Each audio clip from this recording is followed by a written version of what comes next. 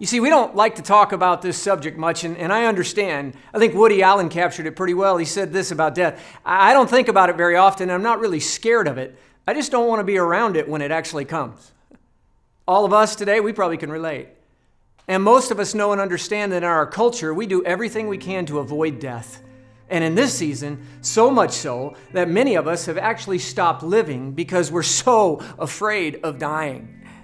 And probably every single one of us in the last year has a loved one, or knows someone, or is acquainted with someone that has experienced a death. You see, death, it's just not a respecter of persons. It seeks the young, the middle-aged, and the old. Death does not care about your color or your race, the country you're from, the religion you're a part of, or your status. You see, when death invades, we all will submit. And we come to this section in the Bible in John, and there was this man named Lazarus, it says.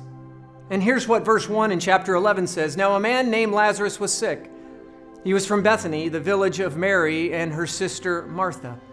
So the sisters sent word to Jesus, Lord, the one you love is sick. And when he heard this, Jesus said, well, the sickness will not end in death. No, it is for God's glory, so that God's Son may be glorified through it. So as he begins, he says he's in Bethany, and it was just a couple miles away from where Jesus was in Jerusalem, and it's on the eastern slopes of the Mount of Olives. And this story is centered around Lazarus. It's one of the most powerful and moving stories in all of Scripture, but it's not just about Lazarus, because ultimately everything in this story is pointing powerfully to the power of Jesus. You see, death was impending and imposing its will on Lazarus. So his sisters went to Jesus with a word and said, hey, the one you love, Jesus, your friend Lazarus is sick. Now, that message was not demanding that he come their way. It wasn't overbearing. It just said he was sick. And I think it assumes, because of his good friend Lazarus, that Jesus would actually drop everything and come their way. But he didn't do that at all. In fact, he didn't even send words of condolences back to them. And on top of that, look at what it says he did. Verse 6 says, now Jesus loved Martha and her sisters and Lazarus. So when he heard that Lazarus was sick, he stayed where he was 2 more days.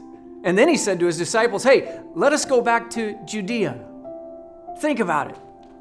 I love these guys, but hey, I got a couple days left, so let's go back to Judea and let's just hang out. There's things we need to do there. Now, this is Jesus, so there's always a greater story being told, but can you imagine being in the moment? Can you imagine what it was like for those followers who were with him and what they were thinking? I don't know about you, but I'd be like, and this guy calls Lazarus his good friend, and Lazarus is dying, and he wants to just hang out here or actually go to Judea? I wondered if they thought, what would he do if I was sick? I'm sure they had to be thinking to themselves, this doesn't make any sense to us. What is going on, Jesus? But I want you to look at verse 4 and what Jesus said to them. He says this sickness will not end in death. No, it is for God's glory, so that God's Son may be glorified through it. It's a powerful scripture, and there's a few things in this story that I want you to see. The first is this: God's glory is the ultimate priority. It was the ultimate priority of Jesus, and it's ours as well.